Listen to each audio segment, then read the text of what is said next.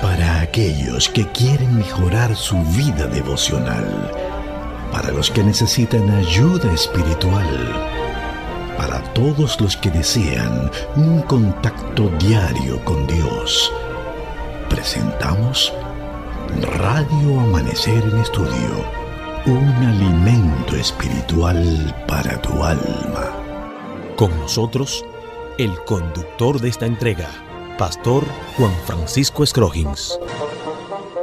Amigos, una vez más estamos con ustedes en esta entrega de Radio Amanecer en Estudio. Estamos arribando a lo que es la parte final de la lección que hemos estudiado durante toda la semana. Importante, como siempre, recordar el tema general que estuvimos tocando. Teman a Dios y denle gloria. Ha sido la lección número 4, vista durante esta semana. Y recordar que nos fundamentamos en un pasaje de la Biblia, de Apocalipsis 14:12. Aquí está la paciencia de los santos, los que guardan los mandamientos de Dios y la fe de Jesús. Ese fue el pasaje que sirvió de fundamentos y de manera muy sencilla. Importante destacar que ya muchos de ustedes, amigos, hermanos, habían memorizado este pasaje de la Biblia porque es de uso muy frecuente y estamos manejando constantemente el argumento de este pasaje de la Biblia. Les invitamos para que con su guía de estudio en mano, bajo la dirección y la conducción del Espíritu Santo, estaremos estudiando la palabra de Dios ya en una fase final para la lección de esta semana que estuvimos viendo en estas importantísimas lecciones de escuela sabática que analizamos día a día. Nuestro honor y privilegio en esta hora, tenerle a usted para estudiar la palabra de Dios, una guía interesante en nuestras vidas. Asimismo, también nos place saludar en gran manera a nuestro compañero de viaje hacia el cielo, quien está haciendo los comentarios a estas lecciones, Pastor Cristian Veras. Es una bendición, Pastor, tenerle acá en cabina para hacer los comentarios a estas lecciones. Bueno, yo creo que la bendición realmente es para mí, o si quieres, para que no discutamos, la podemos dividir. Vamos a compartirla. Sí. Sí, claro. Sí. Una bendición también contar con tu sintonía, mi estimado amigo, hermano, hermana, que está sintonizando a este momento a Radio Amanecer en Estudio, la voz de la esperanza. Este es un día especial y vamos al repaso de toda la semana, como decía mi compañero el pastor Scroggins, y qué bendición poder contar con la dirección divina también. Por eso vamos a orar en este momento. Padre Santo, pedimos encarecidamente, no porque lo merezcamos, sino porque tú eres bueno, misericordioso y un Dios que está listo para ayudar y conferir tu Santo Espíritu a aquellos que lo piden. En este momento los reclamamos de acuerdo a tu promesa, para que nos ayude a dilucidar estos temas a la luz de tu santa palabra. En el nombre de Jesús oramos. Amén. Amén. Pastor, básicamente, los autores de la guía de estudio dejan para el final de la lección algunas ideas que nos ponen en contacto de lo que ya hemos estudiado durante la semana. Así es que hacemos una invitación de inmediato a los amigos para que estemos juntos para ver esas grandes ideas que tuvimos el privilegio de estudiar juntos durante toda esta semana. Sí, pastor, como decías, el autor de la guía de estudio nos está llamando a reflexionar en un texto que se encuentra en Hebreos capítulo 7, versículo 25, y que me gustaría leer para ustedes. Por lo cual puede también salvar perpetuamente a los que por él se acercan a Dios, viviendo siempre para interceder por ellos. Repito, quisiera leer el 24 para contextualizar, pastor, el versículos 24 y 25 de Hebreos capítulo 7. Y dice, mas por hablando de Jesús, por cuanto pertenece para siempre o permanece para siempre, tiene un sacerdocio inmutable, es decir, que no se mueve, invariable. Y luego dice, por lo cual puede salvar también perpetuamente a los que por él se acercan a Dios, viviendo siempre para obedecer por ellos. Pablo está hablando acerca del sacerdocio de Cristo y está diciendo que en primer lugar su sacerdocio es inmutable, invariable, que no se muda, no cambia, y que asimismo, como su sacerdocio es de esta forma, él también puede salvar perpetuamente a los que por él se acercan a Dios, viviendo siempre para interceder por ellos. Ya el mismo Pablo nos había contado que nosotros tenemos un solo mediador entre Dios y el hombre, o los hombres, Jesucristo hombre. Primera de Timoteo capítulo 2 versículo 5. Ahora nos está diciendo que es un sacerdote que en primer lugar es invariable, inmutable, porque los sacerdotes del sistema levítico no podían continuar porque morían, pastor. Ellos dejaban de existir, incluyendo al primer y gran sacerdote de Israel, Aarón. Pero Cristo, como dice Pablo, vive para siempre. Hebreos capítulo 7 versículo 25 y Apocalipsis capítulo 1 versículo 18. Y de esa forma entonces, como dice perpetuamente, que significa la palabra pantelés, que aquí lo que significa es completamente, plenamente, cabalmente, para siempre, perpetuamente, y que los comentadores están divididos en cuanto al significado que corresponde a esta palabra. Sin embargo, ambos términos son correctos. ¿Por qué? Son verdaderos, pues Cristo en primer lugar salva completamente y también por todo el tiempo. Así que es muy refrescante cuando entramos, cuando de entrada vemos que Pablo dice que Cristo, ese gran sumo sacerdote inmutable, invariable, nos puede salvar no solo para siempre, sino también completamente. Es importante esta aclaración que está haciendo Pastor, porque definitivamente tenemos que remitirnos a la antigua economía judía, donde los sacerdotes realizaban una función muy importante. El sacerdote ministraba en el templo. Por eso hemos dicho en reiteradas ocasiones en estas lecciones que en el cielo hay un templo, donde ministra el verdadero sacerdocio, en este caso el mismo Señor Jesucristo. El sacerdote tenía esas funciones, pero no es que el sacerdote salvaba a la persona, no, tenía una representación. Representaba al verdadero sacerdocio, que era el de nuestro Señor Jesucristo, y hemos hablado acerca de ese sacerdocio en el santuario, cuando estábamos explicando el origen de la Iglesia Adventista por allá por el año 1844, donde Jesús pasó del lugar santo al lugar santísimo realizando esas funciones de los sacerdotes. Aquí, pastor y amigos oyentes, debe llamarnos poderosamente la atención, donde dice que nosotros podemos acercarnos a Dios sin ningún tipo de temor, con toda confianza, y no tenemos necesidad de intercesores en esta tierra, porque nuestro verdadero intercesor es Jesucristo, y por eso las recomendaciones que debemos confiar plenamente en ese sacerdocio de Jesús viviendo para Él.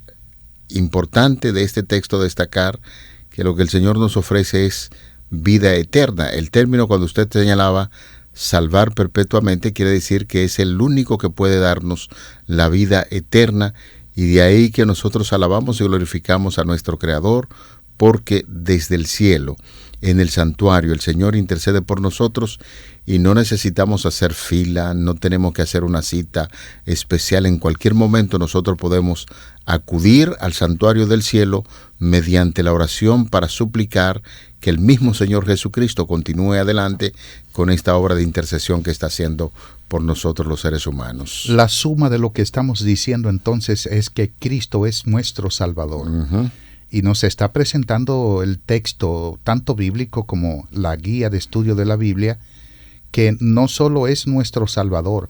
Él no deja la salvación a medias, pero la salvación también es para siempre. Es completa y es plena. De manera que al Jesús salvarnos, nosotros tenemos un trabajo que hacer también en nuestra salvación. La pregunta ¿es entonces la salvación por las obras de la ley? Bueno, lo que nosotros tenemos que hacer es aceptarla, rendirnos a Él. Esa es nuestra parte en la salvación, porque es un regalo, pastor. Cuando yo te regalo algo, yo te compro algo, un regalo, y te digo, Pastor Scroggins, mira este regalo.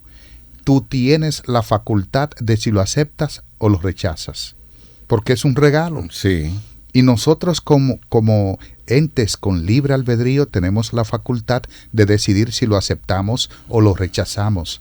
Entonces, nuestra participación en la salvación es rendirnos a Cristo para que Él nos pueda salvar, porque con su sacrificio en la cruz del Calvario, Él hizo posible que la salvación estuviese al alcance de todos. Así es como el sacrificio de Cristo describe lo que ocurrió. Cristo Jesús hizo posible que todo el que en Él cree sea salvo, pero también la parte nuestra es aceptar esa salvación, rendirnos a Él, reclamando la victoria de Cristo en nuestro favor, y que nuestra confianza al estar en Él, que de hecho debe de estar, no en nosotros mismos, entonces obtendremos la salvación, no por las obras de la ley, o sea, no por lo que hagamos, por nuestra obediencia, sino por la propia obediencia de Cristo imputada a cada uno de nosotros. Pero que esa obra imputada de Jesucristo, su gracia en nosotros, no nos invita a mantenernos tranquilos, quietos, sin hacer nada. Eso es bueno resaltarlo, porque, pastor, en la mayoría de las ocasiones cuando se habla acerca de esa justicia imputada que usted acaba de mencionar, algunas personas dicen, bueno, ya salvo y para siempre salvo, y entonces no queremos hacer ninguna labor a favor del Evangelio. Todo lo contrario, en la medida en que la gracia de nuestro Señor Jesucristo nos alcanza, ya citábamos en una ocasión estudiando acá en esta misma semana, nos acordamos de lo que Santiago también enseña. La salvación nos motiva entonces a hacer las obras que son comunes a la salvación, y nos invita también a guardar la ley de Dios. No podemos apartar la salvación y entonces decir, ya por un lado, no tenemos que observar la ley ni tenemos que hacer nada. El hecho de que Cristo nos salva nos invita automáticamente a compartir lo que tenemos, aunque reiteramos una vez más la idea que acaba de exponer nuestro compañero el pastor Veras. Eso no significa, el hecho de que nosotros podamos obrar a favor de, no significa que con ello vamos a ganar la salvación. Ahora, la salvación es un paquete completo. Sí. El primer paso para nuestra salvación es la justificación. ¿Qué significa justificación? La palabra justificar significa declarar justo, perdonar. Cristo nos perdonó y por esto murió en la cruz del Calvario, para nuestro perdón y para nuestra aceptación como hijos amados y distinguidos del reino, hijos e hijas de Dios. La justificación es la entrada para que nosotros comencemos el proceso de la salvación. Luego de la justificación está la santificación. El proceso de la justificación se da en un momento único e irrepetible. O sea, es un solo cantazo. Cristo nos justifica y nos perdona y punto. La santificación es un proceso continuo. De por vida. De toda la vida. Un crecimiento continuo por la gracia de Cristo. Luego de la santificación, cuando ya somos justificados, cuando ya somos santificados, hemos sido apartados, entonces viene la redención. Redención significa redimir, comprar de nuevo, rescatar. Cristo nos redime del pecado, de la muerte del diablo. Con su muerte en la cruz del Calvario hizo posible esto. Entonces, al redimirnos, ya nosotros no somos esclavos, ni pertenecemos a otro dueño, ni señor que no sea Dios. Hay 3 pasos de la salvación aquí, y luego viene la salvación. El profeta Isaías lo grafica de esta forma cuando dice en Isaías 25, 8 y 9, «He aquí nuestro Dios, le hemos esperado, ¿y qué cosa? Y al fin y Él nos salvará. Nos alegraremos y nos gozaremos en su salvación». Cristo nos rescata en la salvación de todo lo que nos pueda dañar, y entonces es cuando ya nos convertimos completamente en un hombre, una mujer, gobernado por el juicio divino y por el Espíritu de Dios. Hay una idea muy interesante que podemos ver en la guía de estudio. Estuve manejando ideas muy parecidas y que Ángel Manuel Rodríguez, gran teólogo de la Iglesia Adventista, en el libro The Closing of the Cosmic Conflict, Role of the Three Angels Mexis, es decir, cerrando el conflicto cósmico, en el mensaje de los tres ángeles, en la página número 27, donde se hace una descripción bien interesante de la expresión que tuvimos, pastor, analizando en esta semana, de temer a Dios. Recordar que la expresión temer a Dios tiene como significado no un temor por un castigo que un padre está amenazando a un hijo, sino más bien un temor reverente para ofender su nombre y un temor que proviene del amor. Podemos resumir la fuerza de la expresión temer a Dios, que se encuentra allí en el libro de Apocalipsis, como el llamado final de Dios a la humanidad para elegirlo como su Dios glorioso y majestuoso. Continúa diciendo la cita, que saldrá victorioso sobre las fuerzas del mal que se oponen a él y a su plan para la raza humana. Este temor no se manifiesta, al menos por ahora, según Apocalipsis 6, 14 al 17, con terror y temblor, sino en la sumisión gozosa y amorosa a la ley de Dios y en su adoración exclusiva. La primera parte de este párrafo pues está resaltando básicamente la idea que estuvimos compartiendo con ustedes. No es un terror, ese temor no es por un asunto de un castigo permanente que Dios quiere hacer al ser humano, sino más bien ese temor a Dios es un temor de reverencia, de amor para ofender a su nombre, y eso es lo estuvimos mirando durante esta semana. Lo cierto es, pastor, mis estimados, mis caros hermanos y amigos, que el temor de Dios realmente por ahora no se manifiesta como miedo, por ahora. Ahora, en los últimos días sí se va a manifestar como miedo, porque Dios es amor, pero también es fuego consumidor.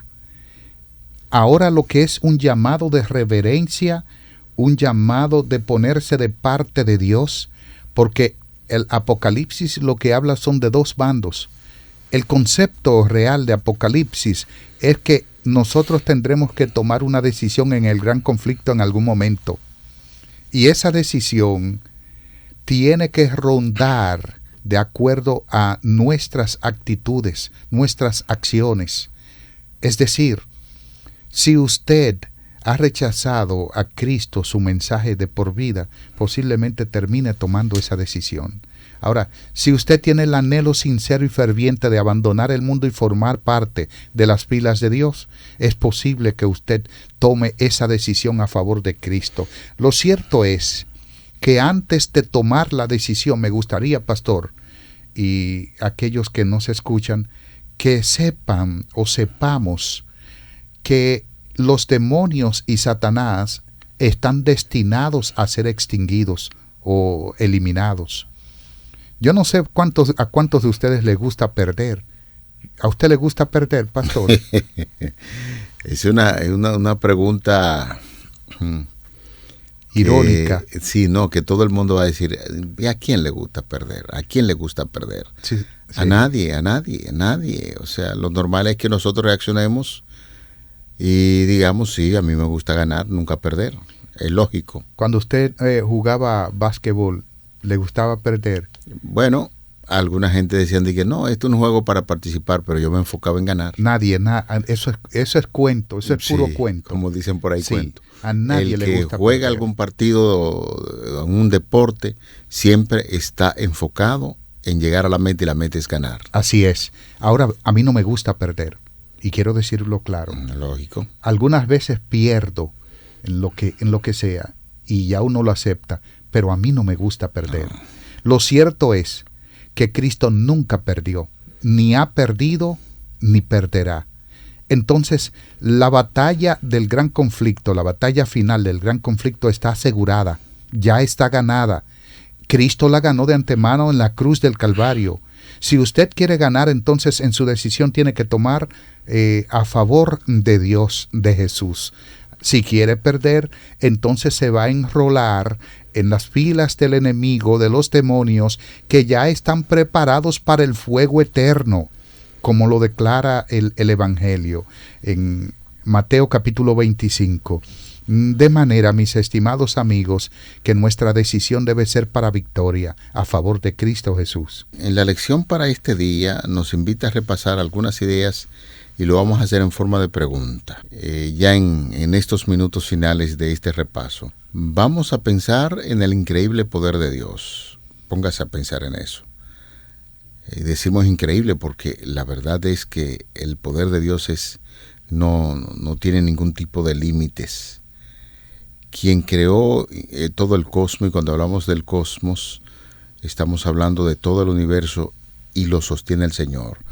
Apenas podemos captar la idea del cosmos y la gran pregunta sería, pastor, ¿cómo podríamos siquiera empezar a captar al creador del cosmos? Es importante pensar por un momento en cuanto más grande, vasto y poderoso es Él que nosotros, y este es Dios. ¿Algún día juzgará? ¿Cómo nos ayudan estos hechos a entender la idea del temor de Dios y lo que esto significa? Bueno, pastor, yo vi un video de un caballero que habla de lo indescriptible del poder de Dios. Y él tira la creación por el suelo. Lo hace a propósito. Y entonces, cuando regresa de allá para acá, él dice, las estrellas que son, wow, magnifica esa creación. Y cuando llega donde el hombre, y el hombre que es, dice, lo más pequeño de la creación. Y dice, Dios lo puso como Señor de la creación. Y entonces, ahora cualquiera cree que es un ateo que está hablando, y él dice, el Dios que creó esas cosas inmensas y que lo más pequeño en la creación que hizo fue al hombre lo puso como Señor de ella. Corona de la creación. Lo que está diciendo es que ese Dios todopoderoso, hablando del agujero negro, pastor, hablar de cómo se alinean los planetas, hablar de una sola estrella, que una sola de ella es millones y millones de veces más grande que la Tierra. Alfa Centauri, que es la estrella más cercana a la Tierra, está a millones y millones de kilómetros de distancia de la Tierra, años luz. Entonces ahí se puede ver el poder de Dios. No es mesurable ese poder. Nuestro Creador es un Dios todopoderoso y aún así es tan condescendiente con nosotros que nos dice, no me tengan miedo, no me tengan temor de miedo, ténganme un temor de reverencia, porque yo soy su amigo, yo los amo y mi deseo es salvarlos. Aleluya. Definitivamente cuando usted estaba haciendo esa comparación de millones y millones de años luz, y pensar que la luz se mueve a unos 300,000 kilómetros por segundo, si no mal recuerdo el dato. 350, sí. Así mismo. Entonces, un Dios que decide habitar con los seres humanos para salvarlo, definitivamente que debemos tener ese temor reverente y adorar su santo y bendito nombre, y ese fue un énfasis que estuvimos haciendo durante la semana. A eso se añade algunas interrogantes también. ¿Cómo nosotros, pastor, en este caso, podemos evitar lo que es el legalismo, analizar los conceptos bíblicos de santidad, superación y victoria? Bueno, el legalismo es un término que realmente se refiere al estado o a la práctica de estar legal conforme a la ley.